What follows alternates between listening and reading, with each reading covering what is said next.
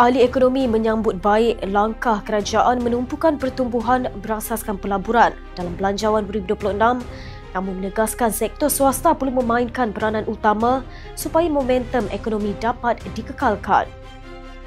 Belanjawan berjumlah RM470 bilion dibentang 6 Oktober lalu, memperuntukkan RM50.8 bilion untuk pelaburan melalui syarikat pelaburan berkaitan kerajaan, kerjasama awam swasta, badan berkanun dan Menteri Kewangan diperbadankan.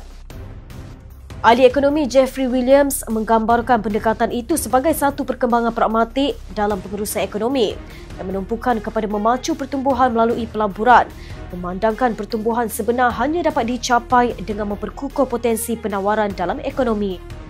Menurut beliau, menyalurkan sebahagian perbelanjaan pembangunan melalui GLIC dapat mengimbangi langkah berjimat dengan kecekapan pasaran, sekaligus membantu mengurangkan defisit sambil memberi pulangan kepada pencarum dalam bentuk dividen tahunan.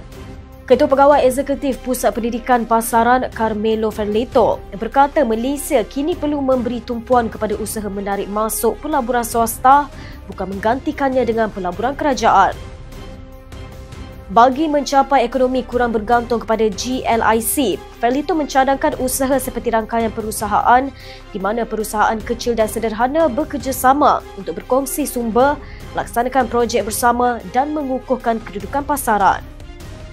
Haili Izzati, FMT.